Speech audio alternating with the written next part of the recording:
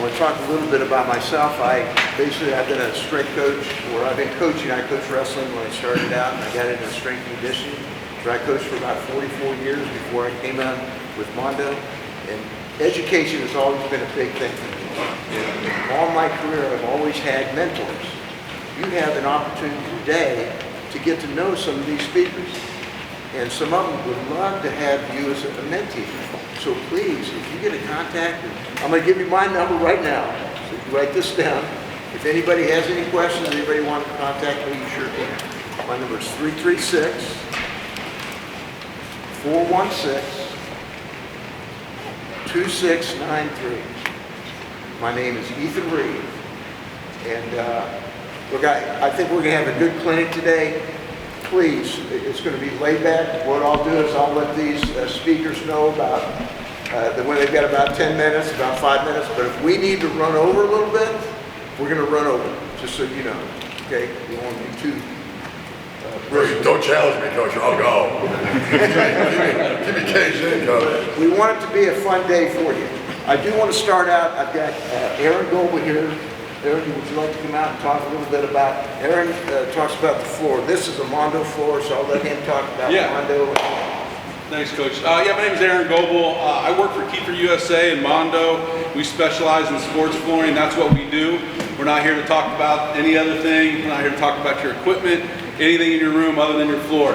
As you guys know, you're all strength coaches. It starts with a great foundation. We are very, very confident that Mondo is the best solution for you in your room and for your student athletes. So if you have any questions, I live in Columbus, Ohio. I rep Ohio, West Virginia, and Kentucky. I'm a former college athletic administrator myself. I was a senior associate AD at Marshall University for a long time. And then they talked me into coming and selling floors, so here I am. But no, it's awesome. We believe in what we do. If you're familiar at all with kind of like the sports servicing world, it's very unique, the relationship that we have with Mondo. It is a true partnership, where in this business you have people doing things and selling stuff every other year. We've been putting in Mondo floors for now 43 years. So we believe in it. We're going to be here today, we're going to be here tomorrow, we're going to be here months from now. So if you have any questions, I probably won't give you my cell phone number right now, but Coach knows how to get a hold of me. No, I'll visit with any of you that want to talk. I got cards.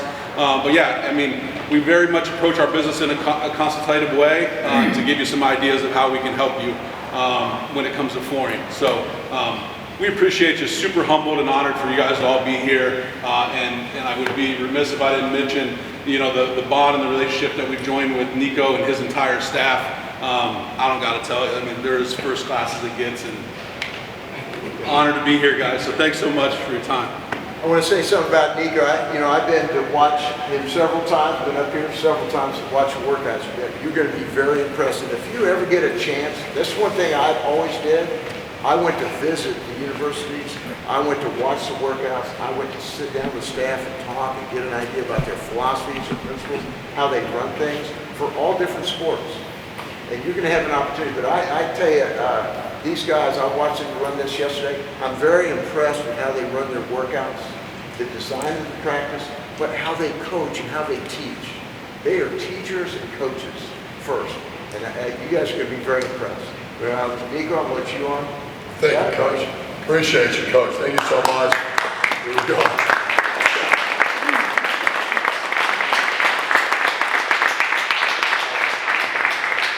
Thank you, Coach. I really am grateful for the warm introduction. Obviously, the Mondo team is first class, and over the last 2 years, we've hosted Mondo clinics. So we hosted last year, we hosted this year, and obviously, if you were at last year, there's been a lot of changes around the UC football program, namely the facility that we're in, and kind of with that thought process, we wanted to kind of use that as a framework to address really progression and change and adaptation and kind of view our lens when we present to you guys through that. And so how we're going to kind of view this thing is we're going to talk about why progress, why change, why adaptation. And really I want to kind of leave you guys with 3 things. Number 1, we're going to explain how we have progressed in kind of 3 categories. Number 1, real basically, we're going to talk about just culturally. 2 is going to be alignment, and then 3 will be kind of training adaptation or training progressions. All right. 2, what we want to do is we want to focus on providing a framework of how we view that change and how we view and have organically progressed over time. And then 3, we want to give you guys some tools in your toolbox as far as how you can implement some changes and how you can do change and bring kind of that thought process to your own programs. And so without further ado, there's been so much change in this university in the past 3 years. We got here in January of 2023. And in that time frame, it's been nothing but change, nothing but progress, nothing but adaptation. So a couple of things here. Number 1, new coach came in January of 2023, new staff. Player-wise, we've had about almost a 90% turnover from roster, either through graduation or the portal, whatever it is, but from about 90% of our team this year wasn't here in January of 2023. So massive changes in those regards. Conference changes, massive change as well. We went from the American Conference to the Big 12. And then obviously the house settlement. And the house settlement from a college athlete's perspective changes everything. It changes NIL. So the amount of money was already a part of the thing, but it just kind of enhances it. How we pay our athletes. Number 2, it's going to change portal. How you provide care, how you coach impacts ultimately the longevity and the ability to retain some of your players. And so that ultimately impacts retention of who you're coaching. 3, it changes obviously roster size. So a lot of things are changing in college athletics, but I think from a viewpoint of athletics as a whole, regardless of the level you're on, change is inevitable. And so we can't be afraid of it. And I started off with this, is the only constant in life is change. Heraclitus said that. And ironically, I have no idea who Heraclitus is, so there you go, more change. I mean, life's inevitable, man. But I think that's a great mentality to have. The only constant in life is change. And how you approach it and your attitude towards it really, I think ultimately determines your future growth. And one of the components I touched on earlier is roster size. Roster size is going to change. And so most of the time, we, as a coaching staff, have about 120 football players on a roster. Well, there was a time where they were going to move that down to 105. Now, it wasn't passed, but what this did is this sparked all of our performance staff and our football staff to really evaluate how are we going to handle the changes that are inevitable coming. And what we kind of have, what our mantra was, is we will be the most adaptable team in the country. We will be the most adaptable team in the country. We will embrace change. We will embrace having to progress. We will embrace this, we will do this better than anybody else. We will take pride in that. And because of that, what we're trying to do is we're trying to make sure that who we are as a program is going to be enhanced, and who we are as a program is going to constantly be built upon. Okay, so that's kind of the mentality that we want to have as we approach the changes in athletics as a whole. Now, 3 things that we want to talk about obviously is culture, alignment, and then 3 is going to be kind of training. But so talk from a cultural standpoint is when we came in, how we view culture is, and I stole this from actually Coach Heather Mason at Ohio State. Her line is, culture is a performance environment implemented. It's what you feel. It's the experience that your athletes have when they're in here. It's not just a slogan on a sign. It's not just a t-shirt motto. It's the performance environment that you as a coach create for your athletes. Okay? And I think, and I tell all the coaches that I interact with, and especially myself, it's very true, is that your culture is an embodiment of who you are as a person. It is your beliefs, behaviors, and your experiences. And I think in order to be a really good coach, in order to have a really good culture, what you have to do is be very mindful of who you are as a person. Because inevitably, who you are as a person will be an extension of how the program is run. And so understanding of what your values are, understanding of who and what you believe in, ultimately will be impacted by how you operate and the values that you emphasize as a program as a whole. And so understanding who you are will help you create an elite performance environment that's authentic to your values and authentic to you as a person. And then lastly, from our perspective, is if you want to view training as a continuum, right, as a spectrum, you have your sports scientist on one side, and you have your, it doesn't matter what you do, it's how you do it guys on the other, culture-oriented people. Where are we in that spectrum? Well, we have to be authentic to who we are. and my experiences, and my backgrounds, and our experiences, and our backgrounds. And I say we are smack dab in the freaking middle. I'm 50%. I'm right in the middle. And I think what we try to take a ton of pride in is having an old school mentality. What does that mean? We want our values to be rooted in core beliefs. Our values are effort, attitude, toughness. And how we train our athletes are rooted in that core value system. But if we only train hard and beat our athletes down, well, guess what? Our athletes are going to be big, tough, and broken. And that is not our objective. We want to have the best athletes possible to have as much success on the field as possible because we owe it to our athletes to have the best training environment possible. So we owe it to them to look at every research article. We owe it to them to look at every sports science modality. We owe it to them to exhaust all resources to find the best way to train our athletes so that old school culturally we are training with values that will help them have success in life, but training them to the new school approach to make sure that they are as highest opportunity to have athletic success as possible. That makes sense? Old school mentality, new school approach, and that is our cultural blend and how we view training. Now, we understood those things coming in. That was an intentional thing. But as we have progressed over the course of 3 years, with the changes I've already mentioned, and on top of that, watching what our team needs, we've been able to adapt. And it's, like I said, the only thing constant in life is change. So if we fight it, and we are so rigid onto what we believe that we lose sight of what our team actually needs to have success, well then guess what? Our team will not progress. And so it's a constant evaluation of what do we need, both from a cultural standpoint, from a training standpoint, which we'll talk about later, but from a cultural standpoint is what does our team need to have success, okay? And so how have we progressed over the course of 3 years from a cultural standpoint? Well, great question, thank you for asking, hypothetically. Number one is our standards of excellence. And so what we did when we came in is we have standards. We have 10 standards called the standards of excellence. In our opinion, these 10 standards, if you live that way, you train that way, you will have as much success. You will give yourself the best opportunity to have success on the field as possible. Okay, so those are our standards.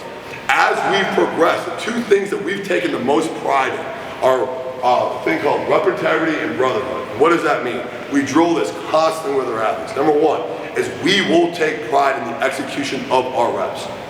We will take pride in how we execute our reps. From a tempo standpoint, from a range of motion standpoint, from an execution of the repetition in itself. We will take pride in how we do things. But it's also more than that. It's the demeanor in which we approach the rep. We will run from drill to drill, station to station because we are intentional in how we train. We will have nothing casual in our environment. Why? Because casualness prevents growth and development. And then on top of that, what we're going to do is we're going to have brotherhood. And what that means is, I always challenge our athletes. Your status on this program is determined by how you can impact your teammates. Can you ensure that they have the best workout of their lives each day? If a teammate of yours makes a mistake, I am yelling at you. I'm not yelling at the teammate. Why? Because you allowed that to happen. What does that do? That forces communication and that forces connection of a team. And as we talked about earlier, an inevitable part of college athletics now is transferring. It's the portal. And so what does that mean? You have more roster turnover. So you as a coach are asked to do what the almost impossible task, which is can you make a roster that changes more frequently become a brotherhood, a connected force that can go through the adversity of a season in about 8 months. How do you do that? You have to create suffering, you have to create adversity and training and make the guys connect through that process to build trust. So that is how we've done it, and that rep integrity and brotherhood is something that we really take pride in. Now, Iron Standard ceremonies at the end of each training phase, so at the end of the winter training, at the end of the summer training, we recognize those that embody our culture the best. Okay, and we give them an award called the Iron Bearcat Award. We also give guys that have the most improvements from an objective key performance indicator metric. We celebrate those that have done everything that have been asked and try to embody our standard the most. Okay, and I say that for two reasons. Number one is that's recognized in front of the entire program. So from the head coach on down, that is recognized in a room like it's almost like a banquet.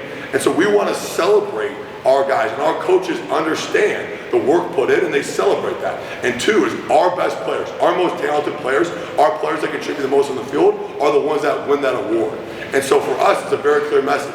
If you want to have success on the field, the only way you do that is through the weight room and through the work you put in. Okay? Now, also what we've done is we've kind of been very, very calculated as we progress identifying what our team needs.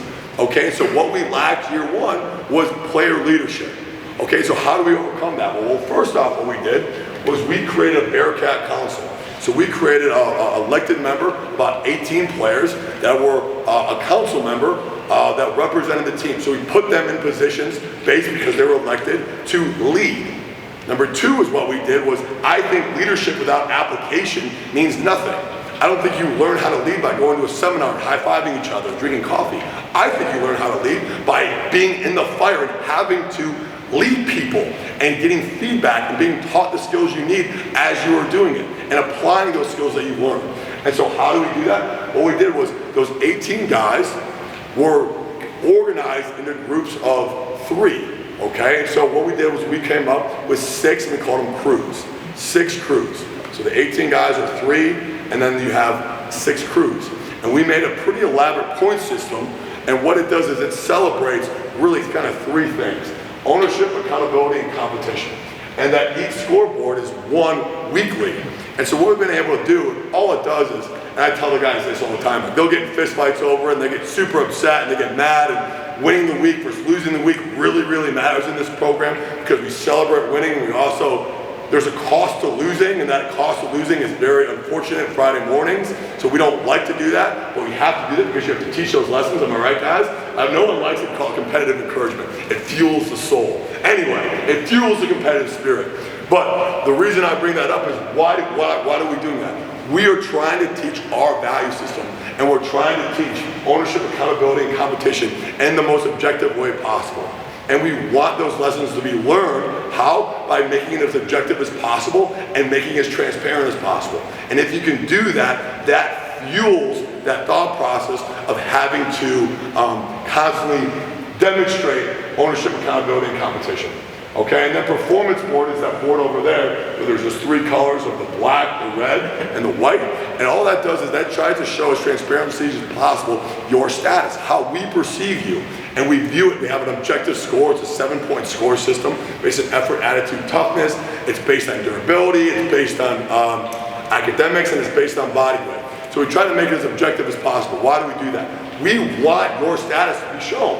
We want you to know how we perceive your training, how we perceive you in this program. And we want you to, if you are discontent about it, to ask the questions and get what needs to be fixed corrected. Does that make sense? And so what are we trying to do then? We are trying to promote leadership. And we've done that progressively over time. We are trying to make it as transparent as possible, and we're trying to fuel that competitive spirit and build a program that has leadership, that has connection, and is competitive. Okay, and the last thing is performance routine, and that is the thing I say every single day. All right, lifestyle drives development, and I think in today's day and age, the development of our college athletes has to happen that much quicker. And so how can you do that? Well, you have to be very, very mindful of providing holistic development. And so what I always say is, and I'll explain this a little bit more in depth, is we try to create a routine that provides all different kind of performance departments all working in alignment. Because there's really 5 areas of performance. There's strength and conditioning, athletic training, nutrition, sports science, and sports psychology. It's the alignment of those 5 departments that really drive growth. And it's how well those 5 areas of performance can work in alignment to maximize their needs. Okay, so what we kind of look at it is, how can we structure your day so those 5 areas of performance all work in alignment, all provide something that you need, and then how can we hold you accountable to it so that that routine becomes second nature. So you know exactly what you need, you're held accountable to it, and then ultimately you enhance it over time to make a routine so that you are at your best each day. So regardless of training in itself, can you eat breakfast? Can you do activation? Can you train? Can you do recovery? Can you meet with your position coach? Can you do a nighttime sleep routine? Can you do all those things consecutively over time so that you have a routine that maximizes your performance, ultimately prolongs your career, and then, God willing, if you're able to play in the NFL at the next level, you have the skill sets required to have success without having the infrastructure around you to kind of support you. Make sense there? Okay. Now, the second piece is complete program alignment. I kind of alluded to it earlier, is strength and conditioning is awesome by itself, but without the support and without the alignment of multiple departments, it doesn't really mean a whole lot. It's shallow. Your results will be limited. And so the question is, how can we maximize our athletes' well-being and development by working with everybody else in the whole program as a whole? And I think the mindset there is, what is the culture of alignment? What is your philosophy on it? And for us, complete program alignment means you are accountable, you have accessibility, and you take ownership in whatever your role is.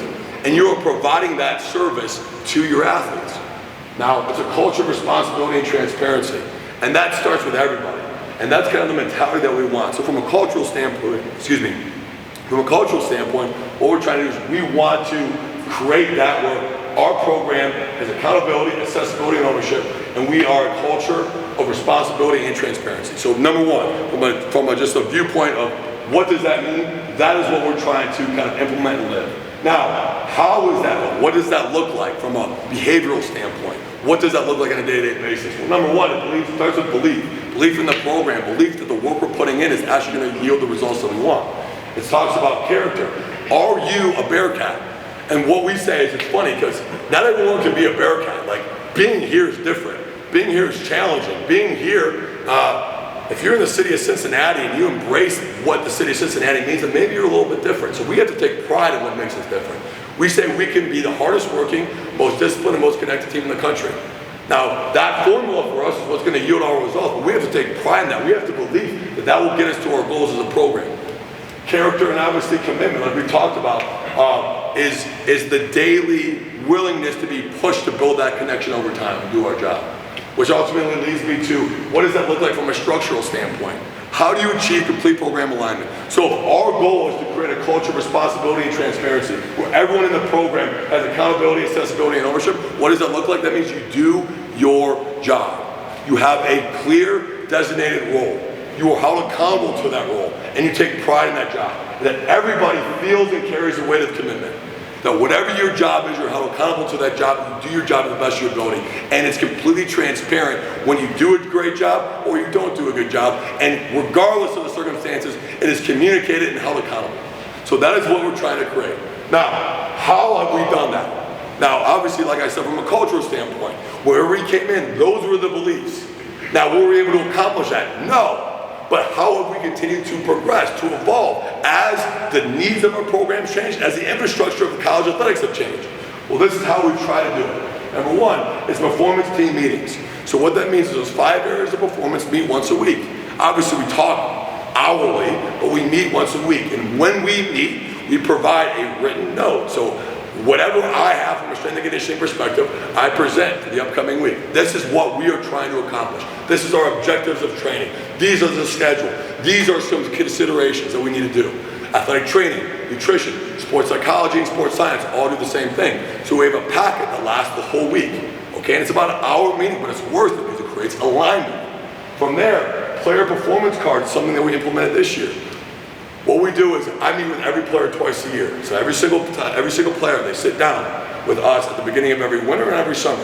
And what we do is we provide objective goals. So there's a board right over there, it's called the Standards of Performance. Look at the NFL Combine. Of the best football players in America, what are their numbers? Where are you at in comparison to your position group? So number one is, okay, this is the standard of your position group. This is what the best standard looks like. Where are you at in comparison to that? And then ultimately, how can we enhance your performance? What are your goals for this training block? All right, so we provide objective goals. We compare you to the highest standard. We compare you to your best. We create a goal, and then we move on from there. So there's an objective goal from a training, key performance metrics standpoint. Then from there, we talk to the coaches. So when we provide a card, each player sees their objective goals and they see what their coach says they want to improve on from a film standpoint, from a field standpoint, from a training standpoint. And then we have a section available for them called Players Notes. What do you want? Do your goals align with the way you work? And it's just a dialogue of, okay, you say you want this, are you willing to be coached to the standard of your goals? Are you willing to work to the standard of your goals? How can we provide this for you? We have about 3 phases in each training block, okay? So we have about 3 phases of the winter and summer. Each phase, we provide what their metrics are updated. We meet with the coach. We meet with the player. So it's almost like a report card. This is where we were at. These are your numbers. Are they trending to get to your goals? If they're not, how can we fix it? That creates dialogue, it creates alignment. Coaches, are you doing what you said you need to do for your players? Why or why not? And then ultimately, are your goals still your goals? And if they are still your goals, how can we continue to enhance them? That's the kind of challenge that we have. Each phase we present that back, and at the end, we all meet down as a staff, offensively and defensively, with the performance team, and present it back to them. This is the goals, this is where they're at each phase, this is the end result, this is the athlete you will be getting in fall camp. Make sense? So that's kind of our goal. What we want to do is we want to share that ownership. Because there's nothing better than a football coach that sits there and judges now. Yeah, they love to judge, now they love to sit up in their ivory tower and judge. No. If you have to possess what you demand. That's what we say. You have to possess what you demand. So if I'm a position coach and I say I want tough players, I want players that have high work capacities, I want players that are big and strong and tough. Okay, number one, are you holding them accountable to the goals as they progress to be big, strong, and powerful? And then two is, are you embodying everything that you say you want your athletes to be? If you want tough athletes, are you tough? If you want disciplined athletes, are you disciplined? If you want well-coached athletes, are you giving them the details necessary? And that's a challenge to everybody in this program, is we have to possess what we demand, okay? And that creates alignment, that creates pressure. And how do we make sure that our coaches understand exactly what we want? Well, we have workshops. And I think in today's day and age of college football is, like we talked about, roster size changing and all these different adaptations to training. Well, guess what? We have to, availability has never mattered more. So we have to be that much better at making sure we're putting our athletes in positions to have success. Okay, so how we practice, how we transition from training to fall camp matters more than ever. Because the stakes are higher, because there's more money involved, because the roster sizes are smaller, because the stakes are that much higher, and competitive success time frame has shrunken. So you need results yesterday. And so what we have to do is we have to make sure that as coaching staff, we are all working together, we understand the transition, we understand what the practices need to be, how they need to progress, and how we can put our athletes at the best level to have success. Does that make sense? Okay. Last thing here, guys, is culture, responsibility, and transparency. I think this is a really, really cool thought process, but does everyone know the Savannah Bananas? Everyone, okay, there was an article in Forbes, and it talks about that they were a service industry. They're providing a service. And one of our staff members, two of our staff members are getting their masters, and they showed me this article, and it struck me. Because as a strength coach, you are providing a service. You are providing a service.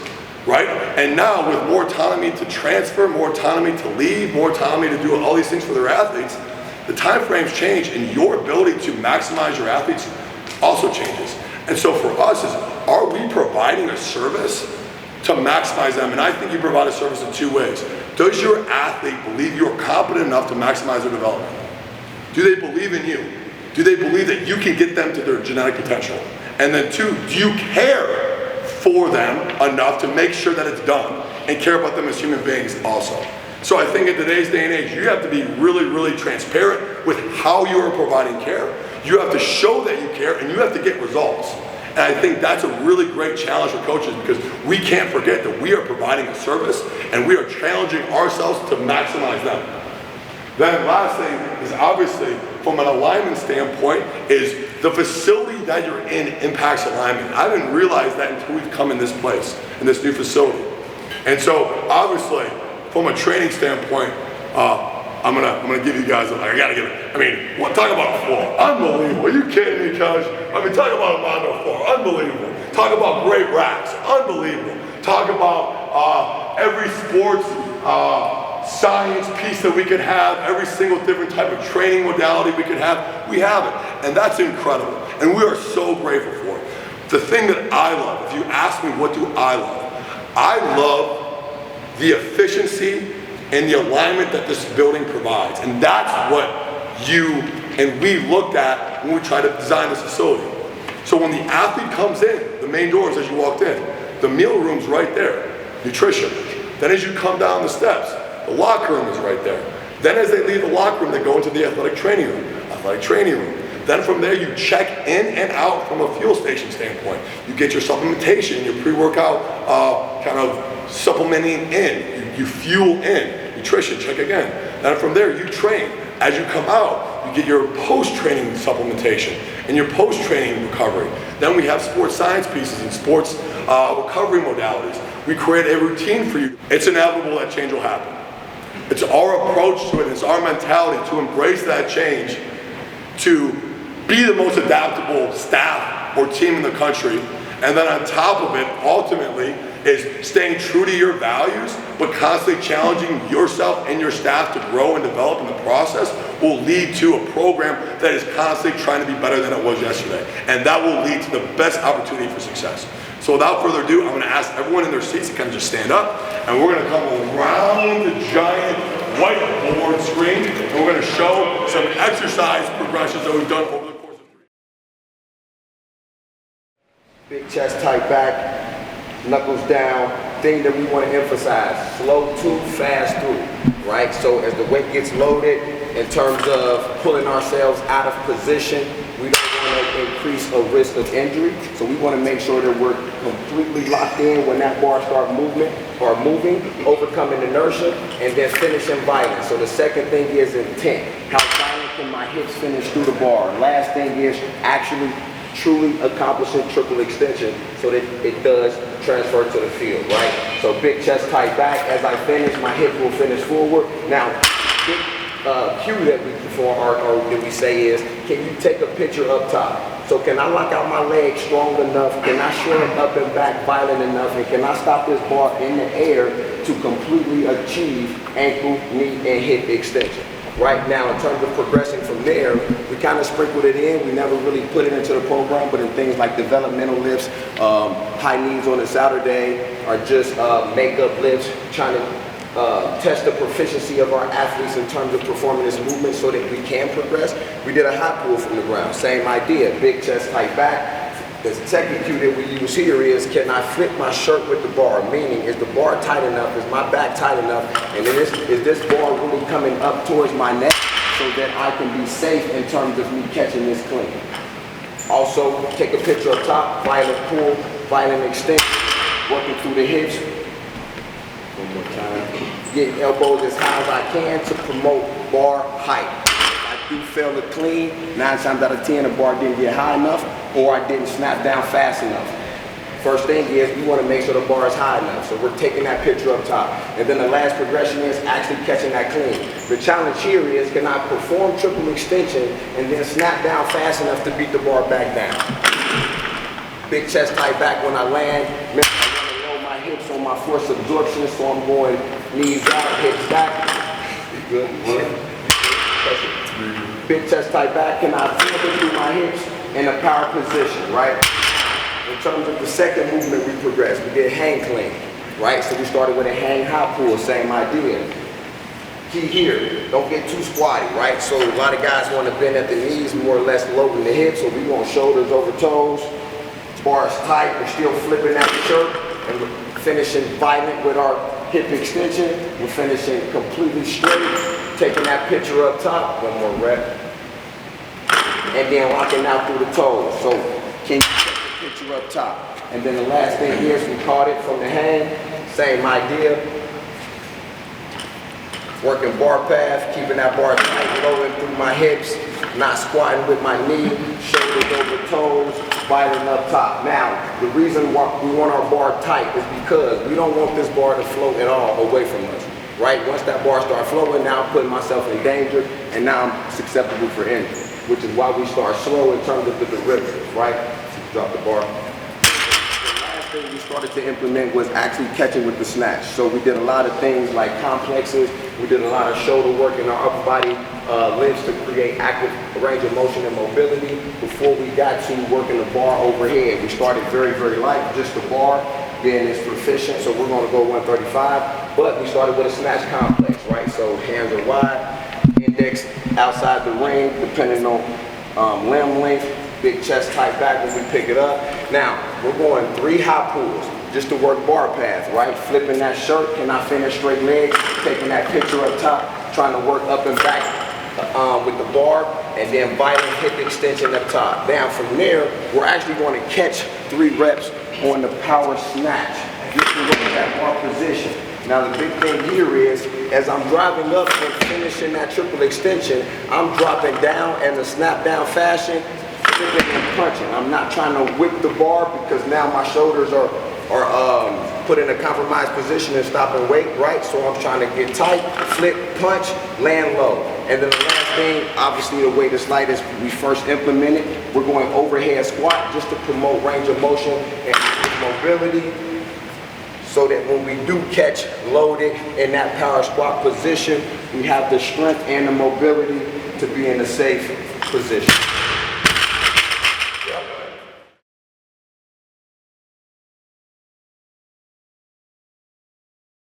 3 count negative.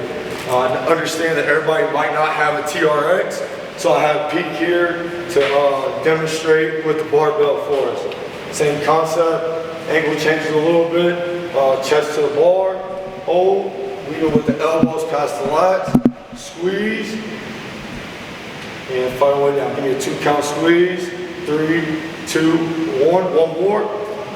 And then we'll finish with a 5 count rep on the last one. Just driving in 10. Go and pop up. Second one here, we got dumbbell row. We got dumbbell row. Pop up, Gavin.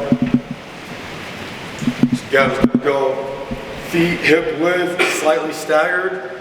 Opposite hand on the pad, eyes neutral. Go ahead, Gavin. Grip an elbow past the lat, just like we did on the TRX here. Squeeze a big rip, squeeze the dumbbell on the chest. Again, 3 count. All of our pulls will go 3, 2, 1 tempo. 3, 2, 1, nice and smooth. Go and last rep, switch sides. So what we want to do here is, on this next rep, we want this elbow to get past the lat, activate those round boys, get that full scap mobility here. Big squeeze, dip the shoulder, and grip. Great job, yeah. On soft knees, bring these a little more. There you go. Good. Just back staying square, just like Coach Lobo talked about. Don't want to jeopardize back, safety, all that good stuff. Good. Relax, Gavin. Our third progression here, we're going to go right to the hammer rows. We'll pop up 145. So our hammer rows here, our third progression. Just a way for us to intensify the movement with weight here. So we're going hammer rows, you're going to set up 2 fists high, jump. You're going to go thumbs on top. Good. Gavin, you get up there. So Gavin's going to demonstrate a little bit of Coach talked about, brotherhood, connected, the guys are engaged, they're coaching each other up here as well. Good. Count stick, 1, 2, count stick. You want to keep 3, that chest 2, on the pad 1. here. Up. 3, 2, 1. Good, Pete. All the way up. Yep. 3, 2, 1. Stick. 3. Elbows all the 2, way past the lats 1. again here. Good. Pulse, big squeeze. Come on, rip 2, it, Pete. 1. Rip it. Go ahead, now keep that chest 3, slightly over the pad. 2, 1. Last one. 5, 4, 3, 2, 1. Now say you got a failed rep here, Gavin, give him a spot. Just give him what he needs. Get nice up, and get up. Fight it all the way down, 5 count. Good, Pete. Good, so they're communicating with each other. I really don't have to say much to Pete. I can coach Gavin through the movement. Gavin is working on communicating, coaching his teammate up to the standard that we do stuff as well.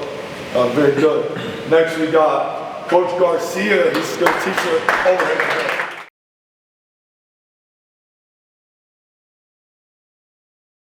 So we actually had to take a step back, address some deficiencies in our pressing patterns, and then kind of take 2 steps back to take 3 forward.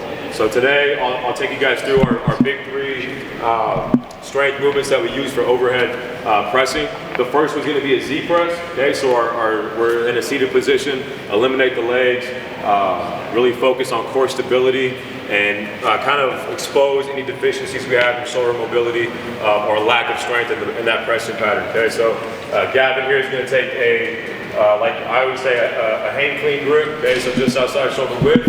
Okay, he's going to brace at the core. He's going to press that bar up and back and get his biceps to the ear. Okay, abs stay tight. We always cue our guys to drive their hamstrings through the ground. Okay, it's going to help create stability down low. Boom, and this movement's great because you don't have legs to cheat the rep, and it's going to teach the guys the most efficient way to get that bar overhead. Okay, some common mistakes are guys lean back, they fall. Give me one more, Gav. Big press, stick it, good. Full range of motion, and then a 2 count negative, and then we let it die on the strap or whatever pin you have with your rack. Okay, so great job there, Gav. Biggest mistakes there are going to be leaning back or a lack of lockout up top. Okay, some variations for that. If the barbell is too much, is we'll throw guys on dumbbells, kind of free up that shoulder joint, or do a unilateral movement where one hand's off to the side and we're just isolating one shoulder. So Gav, go ahead and hop in here real quick. So usually in the winter or first couple weeks of summer, we'll kind of dial this in so our pressing patterns are grooved. Let's go ahead and start with unilateral. Okay, so one. Go ahead and go one. Dumbbell. Yes, sir. Good, so he'll go left arm, we'll spot here. Off hands on the chest, abs are tight. He gets some anti-flexion on that backside. Still punches his head through the window, still get a 2 count negative. Okay, so from after that unilateral movement, if we have any asymmetries, we'll iron that out, and then we'll go ahead and pick up both dumbbells. This is the funnest part, is getting them up. Gavin usually does 80s, 85s with this.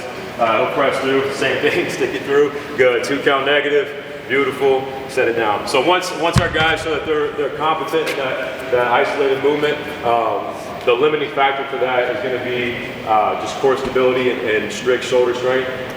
That's great for just general athletes and our general population, but we train football players and everything's produced with force to the ground. Okay, so the next progression is going to be get them in a standing position. So yeah, we'll just prop this bar up. Okay, so Gav, how many knee bends do we get on a strict press? 0. Okay, so our overhead press, we get no knee bends. We have 0 knee bends. All I mean by that is those legs will stay locked out the entire duration of the lift. But we're not just laxating with the legs. We're still squeezing the quads. Glutes are going to be tight. Abs are braced. Okay, he's going to press up and through. Same bar path he just established with that Z press.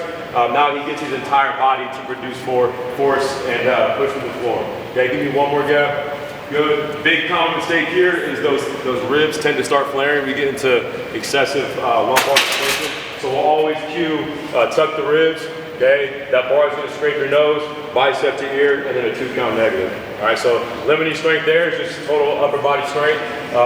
Great for just absolute strength. The final progression is going to be athleticism and power, and we'll address that with our push press. Okay, so Gav, how many knee bends do we get on one? Yes, sir. So I get 1 knee bend to build some momentum out of the hole, and we're going to put it all together here. Okay, so he's putting force to the ground, boom, head through the window, 2 count negative. Okay, so that power production out of the hole allows greater loads overhead, and then that eccentric phase of the lift is going to allow us to build strength from the top down. Okay, so that's it. One more. Yeah, good. Negative, and walking in. Hell of a job. We will sprinkle in jerks, depending on the time of year where our team's at, but those 3 will stay pretty consistent throughout the year. So that's our overhead progression. Thank you, guys.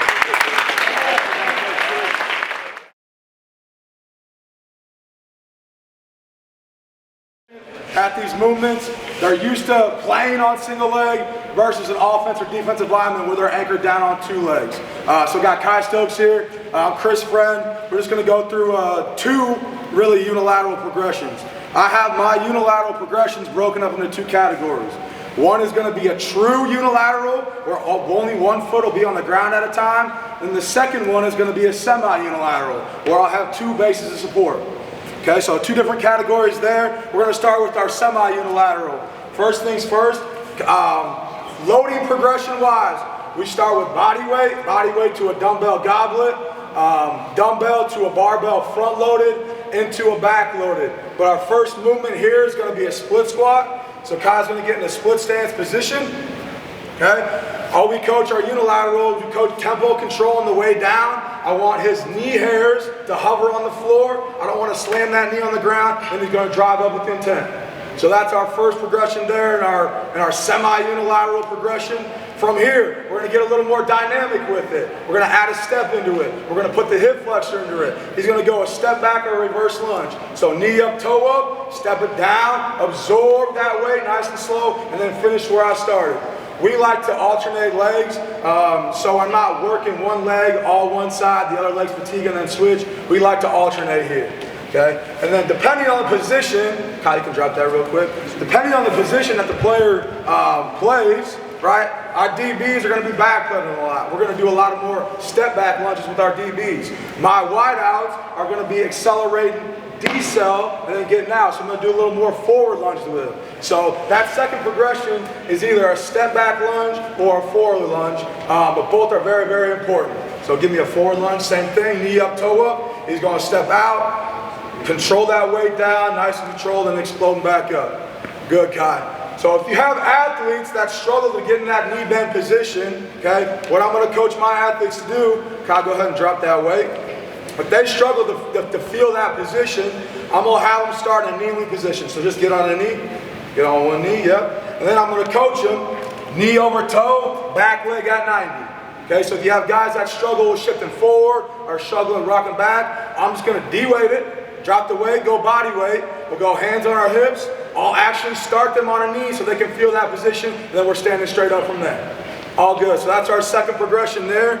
Then our last semi-unilateral progression, gonna be more intense, more complex. We're actually gonna elevate that back leg. So rear foot elevated, split squat or Bulgarian split squat. So knee position here, same stance as our split squat. Now my back foot is just gonna be elevated. So here I coach a vertical chest. I'm gonna go down and back, pushing his glute towards his heel till that knee is parallel with the ground, then driving up.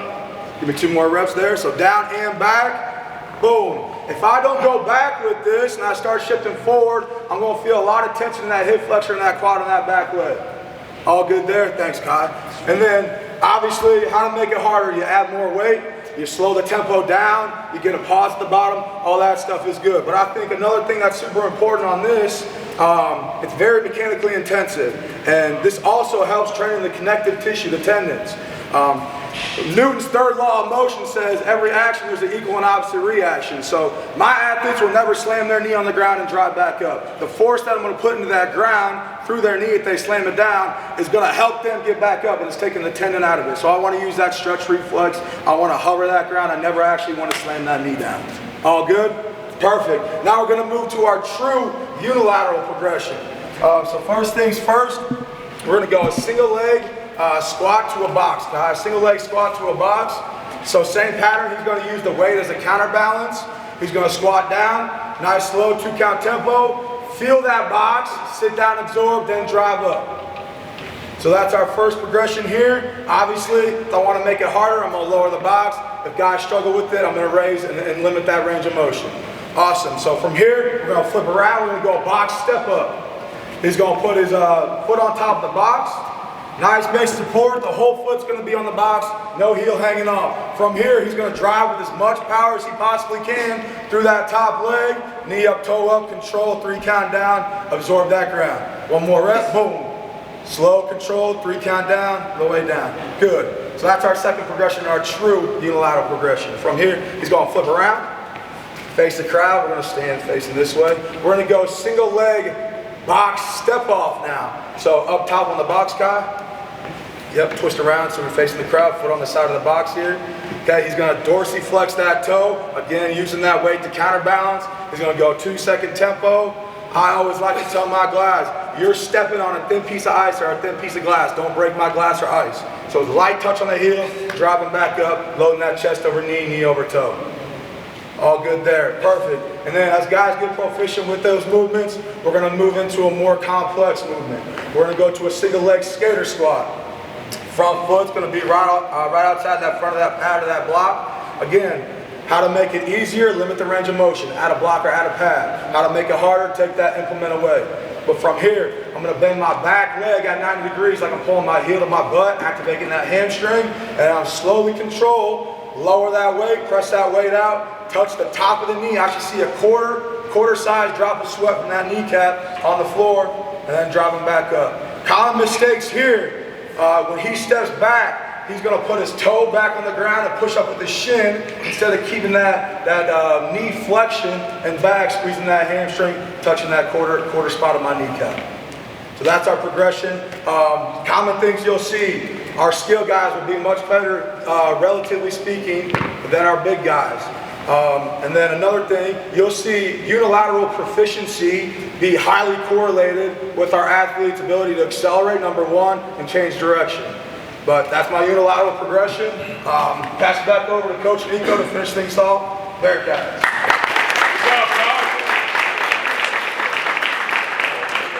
tried to provide the progression, right? And overall, just to summarize, where we were when we came in versus where we are now, from a cultural standpoint, from an alignment standpoint, from a training standpoint, it's obviously progressed because we've embraced that change.